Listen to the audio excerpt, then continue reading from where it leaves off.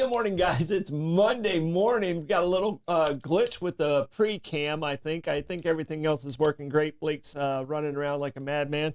Appreciate you guys joining in with us this Monday morning. We have some great guests in. We got a full studio here. Marine Rescue is here.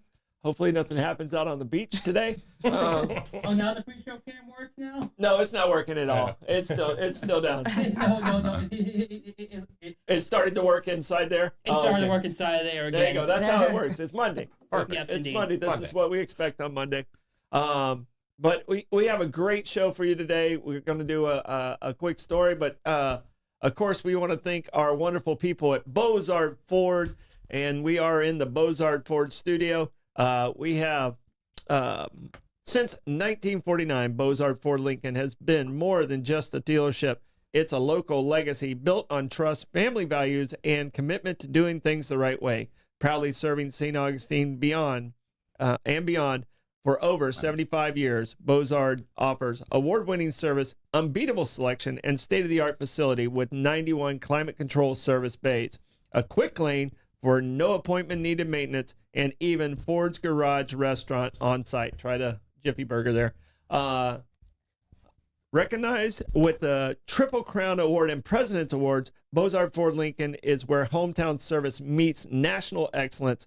Great pricing, friendly faces, and a better buying experience. Located at I-95 and State Road 16, Bozard Ford Lincoln. They are driven to inspire. Also, big shout out to all our other sponsors: Fidus Roofing, Old Town Trolley, Ben 39 Wine Bar, B&S Signs, Chiba Hut Toasted Subs, St. Augie's Pizza, Chris Lucero Bail Bonds, and St. Augustine Handy House. Please support our wonderful sponsors. Check us out on Rumble, Instagram, YouTube, all those wonderful things. Woo! Good morning, Blake. Have you caught your breath yet?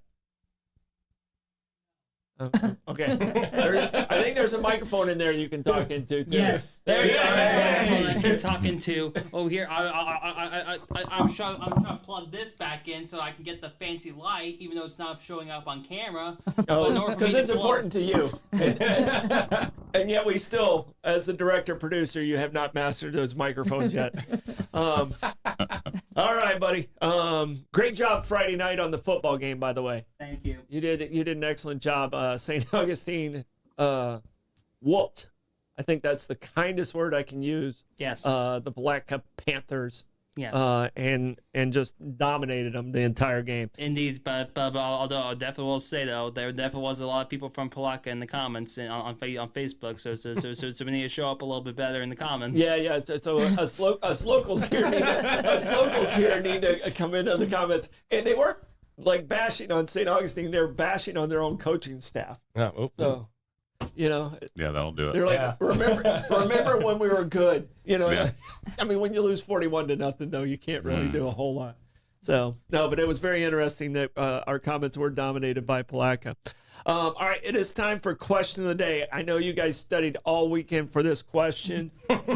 We have in studio Lieutenant Dan Power. We have Captain Jessica Earl. And we have the Public Information Officer extraordinaire. I wouldn't go that far. Mustache man of the year. How did I not get an extraordinaire? Well, I just you got don't have Lieutenant a Dan. mustache. You used to have the mustache, and now the mustache is gone. That was like 30 years ago, Troy. Well, I remember you guys from a long time ago. Yeah, I know. All right, here we go. Because you guys are here, what is the scariest animal in the water? Dan, you get to go first. The scariest, steal my answer. not the shark, is not my scariest animal. I'm going to say stingray. Stingray. Ooh, All yeah. right. Oh, Jessica. People. People by far the best answer. I warned them, and she instantly came out with this. And we're like, okay, we that's got too good. I don't even know how to follow that. No, you can't follow that. I'm just gonna go with the Man of War. Man of War. Yeah. Man of War. See, and I was thinking the same with the Man of War or the sea lice. You know, that's a good one. You never. Small but deadly. Yeah, you can't even see them coming, and then all of a sudden you're just like, ah! People. So people still wins. Yeah. Blake, scariest animal for you in the water? Definitely a stingray. Rest in peace, Steve Irwin. That's right. Yeah. So I'm going gator hunting on Wednesday. I have 2 tags. So if you're from Florida, you're not afraid of sharks or gators. No. You know, it's just not a thing you're not afraid of. Everybody else from all over the country, they think that those are the ones that get you. So we used to always joke that the worst week in lifeguarding was the week after Shark Week. Yeah. On Discovery Channel. Because everybody is now a shark expert. And we have to deal with all of their questions. Yeah. So they're just like, excuse me. Is there sharks out there? Yes. Yes. There is. Yes. Yes. Is it wet? Yes. Yeah. If you're looking at freshwater, there is an alligator. If you're looking at saltwater, there is a shark. Yep. So, and if you've ever been in a helicopter above the beach, you know there's sharks there. Oh, yeah. You can see them from the helicopter. All right. We have to do a quick check of the weather. Guess what? It's afternoon showers. I know it never happens in Florida. Scattered showers throughout, but it looks like late afternoon again, around 3 to 5 o'clock. It's gonna rain. Like clockwork. It's like being in Florida or something. My grass is happy. So, that weather report is brought to us by Ben 39. Discover one of St. Augustine's best kept secrets, Ben 39, tucked inside the St. George Inn at the north end of St. George Street. With over 95 boutique wines, 50 of them rated 90 points or higher by Robert Parker. It's a perfect spot for a romantic date night or a relaxing after-work unwind. Sip by the glass or bottle in the serene courtyard setting and enjoy live music Thursday through Sunday, open daily, 8 a.m. to 8 p.m. Just stop by and say, I'll have what Irving's having. Ben 39, your taste to discover. Now it is time for the Blake's traffic report. Blake, what do we got out there? Traffic's looking fine. It's looking great. Yeah. Yeah, you know what the most dangerous thing out there is? Still people. Still people. Still people. Still people. And this rush in my voice is definitely not because of the fact that I need to let the fine folks know about Old Town Trolley. There you go. Climb aboard Old Town Trolley and experience over 500 years of history in the heart of St. Augustine. This full narrative 90-minute tour features 22 convenient stops across the great city of St. Augustine, including the landmarks of Castillo de San Marco, the Fountain of Youth, and Flagler, his historic hotel. With open-air views and all-day hop-on, hop-off access, it is the most fun and flexible way to explore the nation's oldest city. Your ticket also includes free admission to the St. Augustine History Museum, and locals, St. Johns County residents, get ride-free with a full fare guest through the Hometown Pass program at hometownpass.com. Old Town Trolley, the best way to see St. Augustine, one stop at a time. All right, and if you guys haven't checked out the renovations that A.D. Davis did at Flagler College, we did a sneak peek last week and walked through. Man, it's not the Flagler I used to go to, I can tell you that. I mean, it is so nice. Well, first off, they have air conditioning. Okay. They didn't have air conditioning when I was living in Ponce Hall. So, all right, we do have one news story, and we're going to get to you guys because it's a busy weekend for you guys out there, and we want to hear all about the Marine Rescue. But first, we got to talk about St. Augustine residents. They're invited to discuss the proposed parking fee changes. Illegal parking downtown in St. Augustine could soon get a lot more expensive. City commissioners are considering a proposal to raise the fine violations from $35 to $100. The plan comes in response to residents' concerns about traffic congestion during the busy Night of Light season. The new fine would apply within defined boundaries that stretch from Old Mission Avenue to the north, the Matanzas River to the east, and South Street to the south, and San Sebastian River to the west. Okay, you guys got those borders, right? Yeah. Got it. Yeah, perfect. Okay. We know where we are. Yeah, I got people doing this all over the place. Supporters say the hike would help deter drivers from blocking driveways, fire hydrants, parking illegally in residential areas. Patrick Smith, a visitor, told News4Jax he supports the change as long as the legal parking fees remain the same. But others, like Bob Terrell, argue the raising fines doesn't solve the problem. The shortage of parking downtown. The proposal will return for second reading at Monday's City Commission meeting at City Hall on King Street. The meeting begins at 5 o'clock, and residents will have a chance to weigh in before the commissioner. Okay, so one of the things I want to clear up, like the other day, I was in a meeting that lasted longer. I paid my meter fine, and it went over. That ticket's not going to change. If you make that mistake, if you're working downtown, it's still going to stay 35 or something like that if you don't get to your meter. This is for the ones that are parked like on a yellow curb and fire rescue can't get through, or a fire hydrant, or blocking people in. So I am in favor of this because of that caveat. It's not all fines are $100. So I'm not going to be able to make the meeting. So you can, I know everyone cares what I think. I think it was good to make the distinction. Yeah. No, I think, if everything was $100, I don't know if I'd be in favor of it. Yeah. But because, there is a chance you get stuck in a meeting and you don't make it back out and your meter runs out, you can get a fine. I don't think that deserves a $100 fine. Blocking me in my driveway, that deserves a $100 fine. Mm-hmm. Maybe a nasty note. I might turn into a Karen. All right, guys, I appreciate you guys coming in. You guys have Labor Day weekend coming up. Yeah. Captain Earl and Lieutenant Dan. Couldn't resist. I couldn't help it. I'm always careful to say I'm Dan Power, with a lieutenant for St. Johns County. Yeah. Lieutenant Power. Yeah, that's all right. And your voice has a very powerful voice. Oh, well, But we you guys, how do you guys prepare, Captain? How do you prepare for this weekend? Your entire team going into what could be the busiest weekend of the year. Yeah, I mean, we've been, I guess, essentially preparing all summer. It's a normal weekend for us going into it. Our struggle is a lot of our employees are going back to school and college. So this time of year, we're always running a little short staff. So the challenges for us is spreading our resources out and protecting as much of the beach as possible. Just looking at weather reports, making sure the guards are in the right place at the right time to be most effective. And rip currents are a big thing here, Lieutenant. What's the best message we can get out to people that are going to go to the beach this weekend, and how to make your job a little bit easier and keep them safe? Yeah, I'd say that the number one thing is knowing what the conditions are going to be like before you go, and be prepared for that. Look at our social media, find out what the flag color is for the day, what the conditions are going to be like.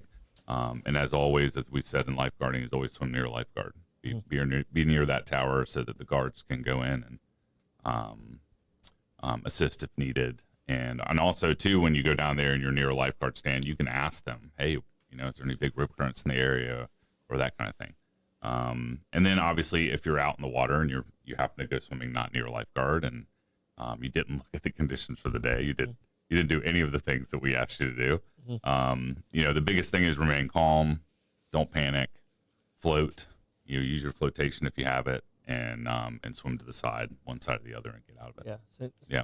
Wait for help. Swim parallel to the and wait to the for shore. somebody to come get you. If somebody will call on scene, we are on the shore. We always have people that are watching that. Chris, now you're the public information officer. Do you send out a notice prior to this weekend, because it is such a busy weekend? So actually, these guys actually handle their own social media accounts. So when I took over as public information officer about a year or so ago, I gave the Marine Rescue pages to like their Instagram and Facebook pages to them, and they post daily updates on currents, flag colors, that kind of stuff. Probably ahead of this, because it is Labor Day weekend, we will post some on our fire rescue pages. But for the most part, everything gets kind of the messaging from either these guys in the Marine Rescue or through the St. Johns County Beaches pages. We all kind of work hand in hand, especially as busy holiday weekends or incidents are happening. So we try to get the message out as best we can. We also have new lifeguard signs, which I'm sure Cap can talk about, which are really cool. If you want to kind of touch on those real quick. Yeah, we worked with Beach Services this year and redesigned all the signage for the beach. So on the back of the lifeguard towers, it's more of a consistent message with the flag color. And there's also a chalkboard area at the bottom where we write in the tides and any specific message we want people to know. We started incorporating it the end of last summer, but we have actual rip current signs that we post in front of major rip currents now. Big thing with that is with 41 miles of beach, it's impossible to put them at every single rip current. But if it's one that we've taken the time, there's an A-frame sign, double-sided with rip current information. And then there's about an 8-foot pole with like an orange caution flag on the top. Some people are confused. Where that is where we don't want you to swim. Mm-hmm. It's directly in front of the rip current, marking the dangerous area. So we've started with some of the major ones. We also add no swimming flags. Mm-hmm. So by all means, if you see those flags up, do not go in the water right there. Yeah, and they're not always where there's guards. So yeah. Well, and that's not the only spot where there's going to be rip current. No, that's where there's a tendency to be consistent one that's there day after day. Yeah, yeah, it's where there's you've seen through the history of knowing the beach. I think that's too. It's important to note that those are out there while we're on duty. Mm-hmm. So after hours, those signs, the A-frame, like Jess was explaining, those are not there after hours. Yeah. So if you go to the beach after the guards are gone, then that's always a big concern too. Is when we have that a lot. Our guards get off the beach at 6. We're on shift till 8, but we're on a on-call basis at that point. So we're not actually on the beach patrolling a lot of times. We have a lot of after-hours calls based on that. And I think a lot of people don't understand. You guys cover the entire county. Mm-hmm. It's not just on the beach. And it seems like this season there's been a lot of activity around the Volano Inlet area. You guys have had some really, heroic rescues in that area. Why does that area seem to be such a hotbed? And it has been in the past. Yeah. But it seems to be a little more active this year for some reason. Yeah. I mean, I think the appeal specifically to Porpoise Point is you can drive your vehicle right up to the water's edge. We're one of the few counties that has driving beach access, but the rest of the beach, there's a travel lane that you have to stay within. You have to park on the west side of it.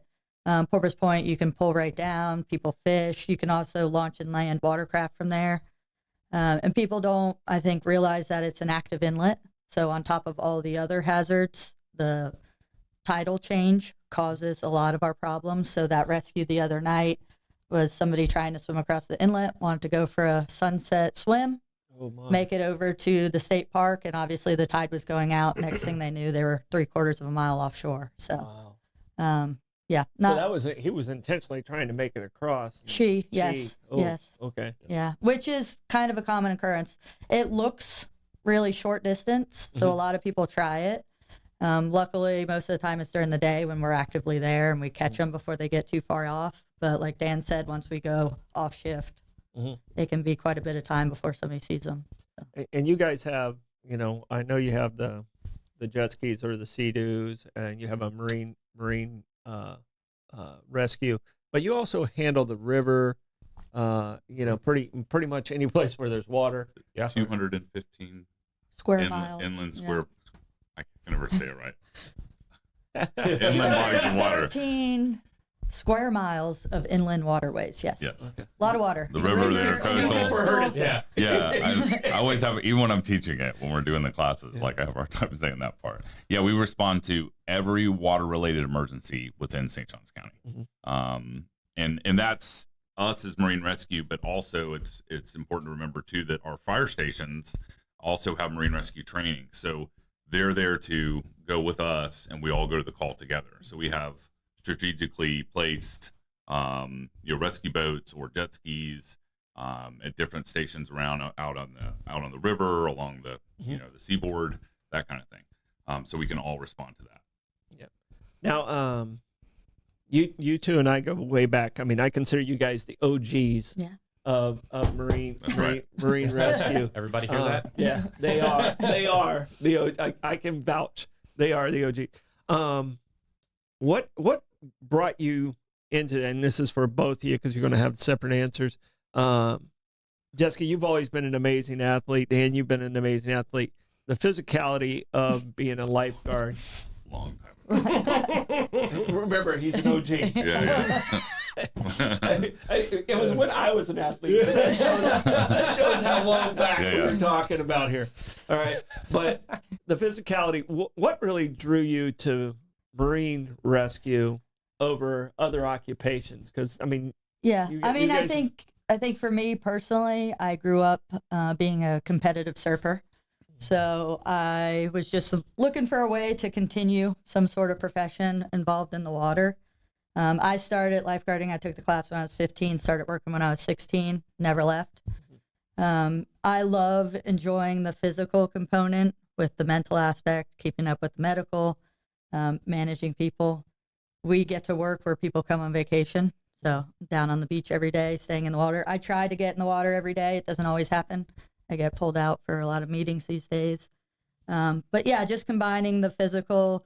I think everybody who's grown up in the water, surfing, whatever other sport, it comes naturally to you. You have like an understanding of the waves, and to be able to incorporate that in a profession that helps the public, I think was just kind of I've never really thought about doing anything else. And Mike who comes in, Mike Davis, who comes in and had a show here many years.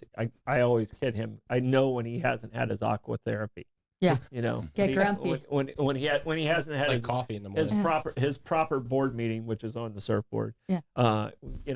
He gets grumpy. Yeah. It is his coffee. It is his therapy. That's how I get hydrated. I don't drink water. I just soak it up You in just the ocean. Yeah. absorb it. I don't drink water either. Yeah. That's for another reason. Yeah. So Dan, how did you get involved? It's in very Marine? similar. Yeah. So I was a swimmer in high school, and my swim coach, when it was my senior year, we were finished. And the story of this. So my swim coach married the club coach, which was Dave Williams, and Dave Williams is the one that kind of took over lifeguarding in 92-ish, 92, 93. And that was when I was a senior. So Nancy said, I think you'd make a good lifeguard. You should try this out. And I just did it as a summer job for 2 or 3 years. And then there was an opening to be full-time. And I think I went full-time in 96 or 90. I think it was 97 actually. And it was just one of those things where I didn't even know at the time that that's something I wanted to do, but it was a year-round job, and continued on it. And it's just, I love being able, like Jess said, that this is something that I grew up on the water, on the beach my whole life, and continue to do it. And you would just reach a point where it's kind of what you know how to do, and you feel good about it. And I love the water. I'm not a huge fan of beach sand, but The water's great. not anymore. No, I used to, but this is my 33rd summer, I think, lifeguarding. You're old. I am. Can you put those glasses on? I am. The good I am not thing is- putting my glasses on. No, because every time I do, Chris takes a picture of me. So, I think that was just it. It was just, the right circumstance at the time for me put me into that. I would have never thought to choose that. That was never something that I would even thought of unless somebody had suggested it. All right, we do have to pay a little bit of bills. We're going to come back because I have a question about you guys. Making sure people understand you are a first responder. A lot of people don't have, when they don't think of lifeguards being first responders, but you guys 100% are. Blake, you want to give us the Gas Buddy gas report, sir? Yes, I can. All right. So let us know in the comments where you've seen the best prices here in St. Augustine / St. Johns County. We have the gate at Mizell Road is $276. The Circle K, oddly enough, on 207, that's a low price at $288. The Owens at 78 South Ponce is $289. Shell 146 King, that's $289. Shell at 2350 North Ponce de Leon Boulevard is $295. The gate on US 1, always the high, one of the two now, it's $304. Circle K on US 1 is $304, and no price for the Sunoco at $21.99 North Ponce de Leon Boulevard. That Gas by Gas report is brought to you by Chris Lucero Bail Bonds. Trouble with the law, call the name St. Augustine has trusted for years. Chris Lucero Bail Bonds, available 24/7. Their experienced and compassionate team works fast to get you or your loved ones out of jail and back home. From paperwork to release, they make the process simple and discreet and stress-free. No judgment, just help when you need it the most. When the time matters, remember the name and the number. Crystal Sale Bail Bonds at 904-822-BAIL. That's 904-822-2245. All right, I'm going to hit you guys with live music today. And this is brought to us by visitstaugustine.com. We have Jim Lamb at the Milltop Tavern at 12. Reggie Starrett at Trey Wynn's Lounge at 1. Josh Tennessee Worthy at Milltop at 4:30. Kevin Edwards at Hurricane Grill and Wings at 5. Bones at Tide's Oyster Company and Grill at 5. Mark Hart at Trey Wynn's at 5. Micah Gilliam at Prohibition Kitchen at 6. Joe Downing at Salt Life Food Shack at 6. Stu Weaver at Harry's Seafood Bar and Grill at 6. And Johnson Burns, yes, that is the actual name on here, Johnson Burns, at Trey Wynn's at 9. We still don't know if they're real. If they were just messing with our music report. All right, that music report is brought to us by Fidus Roofing. When it comes to protecting your home, trust Fidus Roofing and Construction. Voted best of St. Augustine every year since 2012. As a GAF Master Elite contractor, Fidus installs GAF lifetime roofing systems and expert metal roofs built to withstand Florida's toughest weather, from emergency repairs to full replacements, plus pavers and gutters. Fidus delivers quality, durable, and energy savings with every job. For Fidus Roofing, give them a call, 904-355-ROOF. That's 904-355-7663. Fidus Roofing, where trust is built from the top down.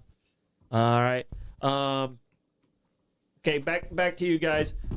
One of the things that bothers me is I don't think lifeguards, when they say first responders, I don't think lifeguards are listed a lot of times in that. And you guys are 100% first responders. One of the impact that happened in my life during my career is your wife was actually on scene at Anastasia State Park when the two girls got hit. Yeah.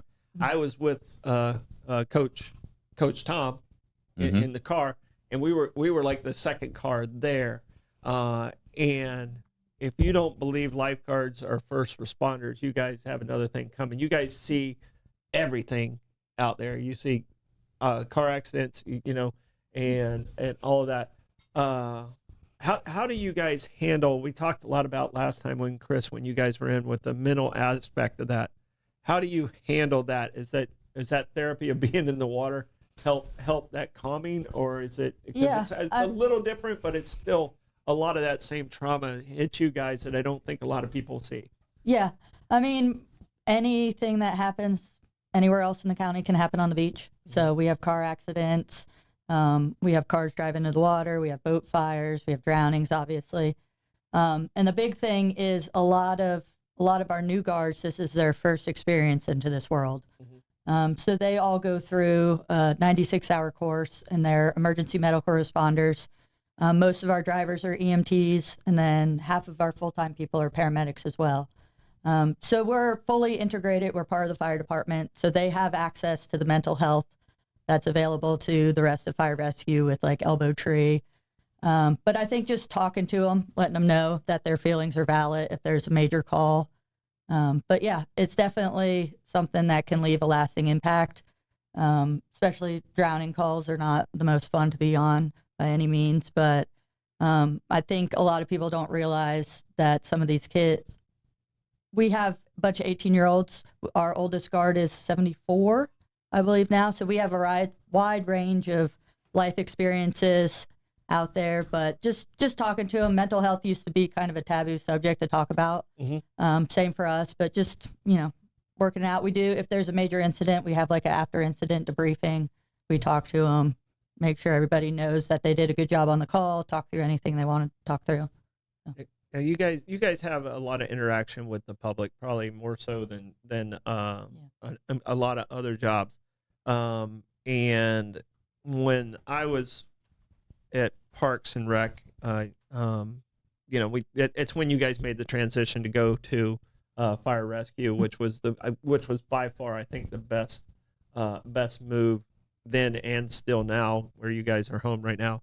But a lot of people don't realize that you have a lot of missing children's calls. Like that's one of the number one calls is kids. You know, people get distracted, and then their kids, because everything looks the same on the beach. How is that? Has that changed now that cell phones are more important, or is that still the number one call? No, I'd still say it's one of our top calls is the missing person last seen on the beach. And even with, you know, all the technology we have, they don't have that with them. You know, the kids don't. They're not carrying their phone. No, not in the when water. they go down there. So, and like you said, it's very, if they're not from there, it's very confusing. I always joke that you got a 50-50 shot of going the right way, you know, north or south, and that was it. We still have a lot of those calls. A lot of times it's just a little kid that just happened to wander. You looked at something down the beach. Remember we used to have the paddle tennis, the famous paddle tennis tournaments on the beach on Labor Day weekend. Yeah. And that was always one. We always had a ton of missing kids on that weekend because everybody's playing tennis and they were going down there to look at. They're going to check. But out once they walk out from their family and there's so many people on the beach, it's so easy. It's so easy for them to get distracted, and then they just walk the wrong way. Yeah. And a lot of people get kind of bent out of shape with the parents. Well, why aren't you watching your kid? Well, they may have 9 other children that they're taking care of, and certainly it's important to make sure you're paying attention to your children. But they can easily, you know, walk off, and a lot of times they're just right there. They're not even that far away. Yeah, It's and everybody has the same tents. Yeah. I think there's like 4 tents each summer that they sell. So it's a red, red, purple, or blue pop-up tent, or those new sunshades. It's like the U-shaped, and it just flaps. So dispatch will call us, and they're by a blue tent. You look down the beach, and there's 20, there's several of them. Like really narrows it down. I think it's also we're getting we're missing the parents. Yes. So we found the child. So the child has either walked up to a lifeguard tower, or a lot of times they'll walk up to another parent with other kids. And we'll get that information. We'll go and meet with the kid, but they're 3 years old. It's very hard for them to communicate. They're probably terrified as well. So it's hard to get information. So we're looking for family members. To talk to people. Don't talk to strangers. Yeah, exactly. And that's why they go to the other kids. They go see other kids. So.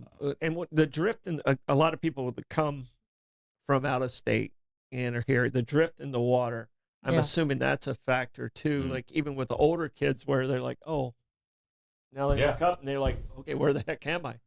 We get a lot of calls from that because people on the beach, not even related to the person swimming or surfing, if they're unfamiliar with the beach, a day with a strong current, they're watching them swim, they see them go under a wave, and then they're gone. So that gets called into us as a drowning when essentially the person's just drifted out of sight. So a lot of people aren't familiar with currents in the water, so that's an educational opportunity for us as well. All right. Now you mentioned you are a surfer. I said you were, but you are a surfer. How many people actually get saved by surfers?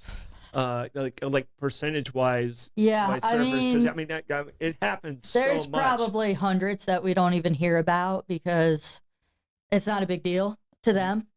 They're out in the water already, somebody struggling, they grab them, bring them to the beach, they go back out surfing. But a lot of times we'll see somebody in the lifeguard tower, we go out to get them, and a surfer will beat us because they see us. A lot of the surfers out there are lifeguards, former lifeguards. Our junior lifeguard program, if you go to the pier on any given day, there's 10 to 15 junior lifeguards out there surfing, and they all know how to do rescues, so they'll come over and help. We guard 11 miles of the 41 miles of beach, so there's probably hundreds over the course of the summer happening. You're still responsible for the other 41. We still respond, but they're not. They're not actively the guarded. That's where the majority of the people are. All right. There's been a lot of dredging, a lot of beach renourishment. How has that affected the strategy of your jobs this last couple years? So they always say it has no impact on rip currents. It 100% does. So last year we were chasing the edge of the dredge project the whole time. So we had a tower at the south edge of it, which was creating a massive rip current. So that tower just moved slightly out of the range. We have aerial images. The boat would stage offshore sometimes because it was so far out the edge of the rip current. It makes the shoreline unstable, so the sandbars are unpredictable. Our tower locations are mostly based on driving access ramps or county parks. But we kind of have to relocate due to the need. So with the dredging project, as the sand shifts, it's a constant adjusting battle. So that's why it's important that people check with us and make sure the tower locations and they're swimming in front of those towers. Yeah, and once the dredging project is complete, and now we get to northeaster time, and we start having those issues, we're getting a lot of erosion, and that's also, like Jess said, it changes the sandbars. We end up having rips pop up because of that huge surf. Just with Aaron recently, we had all that surf action. All of that beach got eroded. The sand's not all of it, but a lot of sand is off the It's beach. sacrificial sand. Yeah. Yes, and that is what it's somewhere. for sure. But it changes the bottom, and we end up having a lot of rip currents after. One of the things with hurricanes is they come in, and everybody's worried about the hurricane itself. But really, a lot of times, the week after the hurricane is one of the most dangerous times for the swimming In the water. Yeah. because the ocean's been turned up, and It's changed. the surface come down, so it looks fine to swim. But that's when we have a lot of erosion and we have a lot of rip currents coming to the area. So, after hurricane time, if you're planning on going to the beach, you've been cooped up in the house for 5 days, get out there and find out what the conditions are like first. Yep.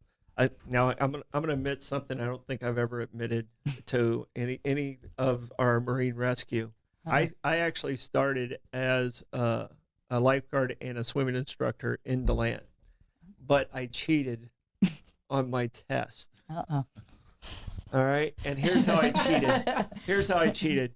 My swimming instructor, my lifeguard instructor, was a very hairy Italian man. And you know how you have to survive that attack. Okay. Okay. And I wasn't in the ocean. I was in the pool. Coach Parisi, sorry about this. I don't know if you're still with us or not. This is 40 years ago. He would go to get after me, and I was a pretty small guy. I'm still not a large human being, but I'm bigger than I was. But he got after me, and he got me pretty good, like on top of my head. And I was like ticked. So I got my arm over his shoulder, like you're supposed to, and then I grabbed his armpit hair. Nice. And said, Coach, this can go two ways. That got We're gonna get to the side every time. That's not cheating. Yeah, it's not You didn't cheat. That's No. survival. You're good. No. I felt like I cheated. Fight or flight. Yeah, I felt like I cheated, but he did. He whacked me pretty good at the very beginning, so it's kind of on him. Yeah. You get what you get. But no, now I have a clean conscience Yeah. of that, so that's not cheating. No, not Okay, cheating. All right. All right. The medical side of it. So you said how many of your people are So paramedics? everybody is emergency medical responder. And then all of our zone supervisors, for the most part, are EMTs. And then 4 of our 8 full-time are paramedics. And there's a smattering of people that work for us as well that are going through fire and already have their paramedic or that kind of thing, or we have a lot of personnel that work for other departments. That don't just work for St. Johns County. They work for, Putnam or Volusia or Clay. We have 4 RNs as well that work for us. So there's a lot of experience other than what we require. Yeah, Like, from the medical side, and I Yeah. wanted to make sure people understand like how safe we are with the professionalism that you guys take to the table. A lot of people don't, are never get to give CPR. In your profession, you have to be a higher rate of actually having to give CPR or revive someone higher than probably even a lot of the other fire rescue sides. If it's been a bad year, yeah. Yeah. So, Yeah. but I mean, it's, is that something that you actually practice? Because you go through the training, like a lot of people like myself would go through the training. I have had to apply it a couple times in my life, which is rare just as a citizen, someone does it. But do you guys have to practice that on a regular basis too, or is it Yeah. is it you're already getting the practice in the field? No, I mean, we It's do. not that often. Yeah, Okay. it's not. Yeah. That's wonderful. Yeah, if we're doing our job correctly, hopefully, our job is out there preventing these Preventing. emergencies before they happen. But the guards do daily medical training as part of their workday, just like we harp on physical training and medical training. Last year, we created a video along with the training division specifically for drowning resuscitation. So it went from the rescue aspect once we get them on the beach, and then the integration with the ambulance. So that's a video that's available. We play it as part of our recurrent training each year. And it's basically a step-by-step guide. So when this is happening in real life, you take out the having to think about it factor. They've done it so often, it's kind of, comes automatically to them. Perfect. All right. Is there anything I've left out, Chris? You have, you are the public. I had to I know, I make didn't sure have to I'm talk reading too it much, yeah, properly. I like this. Yeah, public information officer. And we haven't but is there anything this weekend from the fire rescue side? We covered a lot of the marine rescue that we need to get out there to the public from the fire rescue side also. I think Labor Day weekend, everybody wants to get out there. They want to grill, hang out with their families. So make sure they're doing some, safe grilling. Keep your grill away from your house. Give us a call if something catches fire. But I think it's basically the same message we put out every 4th of July, every Labor Day. Not too big of a firework issue this Labor Day, but just general safety stuff. The sheriff's office is gonna let me for this. Don't drink and drive. Be responsible. Same thing for boating on the water. It's a very, very busy boating time. So, have a sober driver for both those. And just be careful. Go out and enjoy the extra day off and be careful. But my question for you to kind of end this, we've had a lot of lightning strikes. Just erase all this over Yeah. here. A lot of lightning strikes. Is there anything we can do as a household? I mean, So I know it's called an act of God, but is there anything, anything we can do that can kind of help with that process in case it happens to you? A lot of people I've been talking to after these house fires we've been having is the neighborhood's been putting in basically lightning rods in their homes, like a grounding system around their homes. We actually had a house up in the Silverleaf area get struck twice. One of it caught fire really good, and then like a week later they got another lightning strike. So a lot of these grounding rods and lightning arrest systems, a lot of surge protectors on your important stuff like your computers, your modems, your TVs, all very important things. And then don't go outside and look for the storm. I can tell you, get inside. I don't play with lightning. It's definitely been Florida boys aren't afraid of a lot of things. Lightning, I don't. Top of the list. I do not mess with lightning. Yeah. Even over jellyfish. Man of War. Yeah, man of wars. Exactly. All right, Blake. How do you want to check the comments today? Alrighty. On this Monday, I will manipulate my way massively through the myriad of comments mentioned by the minions, while I try my best to make my right foot back awake now. Now your right foot's asleep. Yes, yes, it is. All right. Sorry, we bored your right foot to sleep. Yeah. All right. All right. While you're checking those, I'm going to tell you about B&S Signs. Want your business to get noticed and stay that way? Turn to B&S Signs, proudly owned and serving St. Augustine for over 50 years. From bold vinyl lettering to towering pylon signs, they specialize in high-quality custom signage built to last. Their expert team handles everything from design, installation, crane service repairs, and maintenance with fast, responsive service that keeps your sign looking sharp. Make a lasting impression with B&S Signs. Visit bnssigns.com because when it comes to signs, they do it all. All right. Also, we got to talk about the good Troy, not this one, the good Troy Usina. St. Augustine Handy House.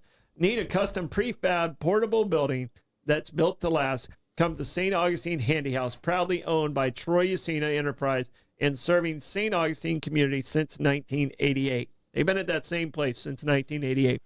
With over 70 structures in stock, from sheds and barns to carports and offices, you'll find a perfect fit for your needs. Every building includes free delivery, leveling, and anchoring, plus easy financing. Visit them today out on State Road 16, Monday through Saturday. Give them a call, 904-823-9092. St. Augustine Handy House, where quality meets convenience and community matters. All right, Blake, last time you did the comments, it lasted 6 hours. Let's try and keep it under 2 minutes on the comments. All right. You read every comment last time. No, you didn't. All right, here we go. Wawa is 275. Costco's at 264. Thank you, Tim. BP Lewis Point is 276, and Speedway is at 275. Thank you, Joy. Barracuda and Jellyfish were some of the answers. Kenny wants some of your gator tail when you catch the gator. All right. And Bobby asked, OG, does that mean old guy? Yeah. Oh. Original gangster. Come on, you can't be that old. You don't know what that means, You Bobby. can't say that and say that. You say, no, it's old guy. Yeah, I'm old guy. Yeah. You guys are I'm the with old you. Funny. All right. Our Stodum stat today. All right. And our Stodum stat, believe it or not, today is the day. You guys coming in, it just made it very convenient. Matthew Webb, 27 years old. He was a merchant Navy captain, becomes the first person to successfully swim across the English Channel. All right. So he did it. He did the 21-mile crossing, which really entailed 39 miles of swimming because of the tidal currents and all of that. It took him 21 hours and 45 minutes. There wasn't much fanfare at all, and he did it overnight, and he went from Dover, England to Calais, France. He drank brandy, coffee, and beef tea to keep his strength and heat up. Beef Tea? tea. Like broth. Yeah, I Like guess it's broth? broth. the I don't know. original bone broth. Yeah, Yeah. probably broth. Yeah. All right. So Beef tea. yeah. Gotta look into that. New Yeah. diet. We'll go and have Next some beef time tea. there. You can swim further. You can swim further if you have some beef tea. Yeah. We're So- trying it. Try that instead of Pepsi. So, have you guys ever done an endurance swim like that? What's the longest swim? I mean, you're both swimmers, Yeah. and you both do some training. You do some crazy, freezing water swims. It's Four crazy of to me, us, which Yeah, I makes was gonna sense. say you Yeah. guys just did something crazy. four of us just did the C to C, and Dan did it. In what year did you do it? Think hard. 18. 10 was- years ago. 2001. Yeah. 2001. So it Yeah. was a 72-hour race covering 310 miles. And it was canoeing, running, a little bit of swimming, and mountain biking. So I think that's the biggest endurance thing I've done. But as far as a straight swim, So it's a little harder than our old endurance challenge at the corporate point to challenge. point, yeah. Oh, yeah, we were talking about the corporate challenge. Corporate challenge. I rollerbladed, I think, 6 miles for that event. Yeah. Remember? Yeah. And the end I was completely forgot about paddling that. at Bring it Treaty back. Park No. Yeah. across that lake. Yeah. Yeah. So no, we had some fun events in that one. So Yeah. The lifeguards did win the county kickball game this year. oh, congratulations. Yeah, big title for them. Yeah. We just did the surfing competition up at Task Force Hydro 1. Yeah. They, some of the Northeast guys took it, and girls took the surf competition up there. So that's cool. All right. Today's Stodum stat was brought to us by St. Augie's Pizza, downtown St. Augustine, right there on the corner of Riberia and MLK. They are closed today. It is Monday. But just make sure you get over there and tell Augie we sent you. And I tell you what, Blake, do you have any plugs? Definitely tonight. Hold on one second. Let me take off the St. Augustine pizza. But definitely tonight, though, we have Representative John Rutherford coming in studio today. We're definitely going to talk about the one big beautiful bill and wow, I'm stuttering a lot. But yes, we're going to be talking with John Rutherford today. Yeah. So we have John Rutherford coming in, Congressman Rutherford. He's been in office, former Sheriff Rutherford. So we're going to talk about that a lot. Do you guys have any plugs out there besides swim near a lifeguard? No, but we were talking about old lifeguards. And while we were sitting here, I got a text from an old lifeguard. Okay. Captain Morgan. Captain Morgan. Not the detective. Yeah. Captain Jack Hey, he's supposed to texted be me over in, like, the from Bahamas. Hopetown. Yeah, I was going to say. Yeah. Get out of And here. gave me doing a good job, Lieutenant Dan. Actually, he called me Danny because he's known our families have known each other forever. So he knew me as a little kid. But I've known Jack for a long time, and he's got a rough retirement. LIVIN. Yeah, I think I you saw a know. picture of driving a boat yesterday or something. No, the Yeah, only driving picture you a ever boat. see of Jack is him on a boat yeah. with his feet crossed. Yeah. That's And it. I've spent some time Rough on the life. boat Right, Jack? with Captain Jack. Yeah. So, Captain Jack, appreciate you tuning in from your little paradise wherever you are in the world at this time. Yeah, when your job is, I move a boat from island to island. Is that really a job? No. Is it? Yeah. So, Yeah. all right. Well, thank you Enjoy guys what for you do. coming in. I appreciate it. If you guys please tune in at 5 o'clock, we'll see you on Bollocks this evening.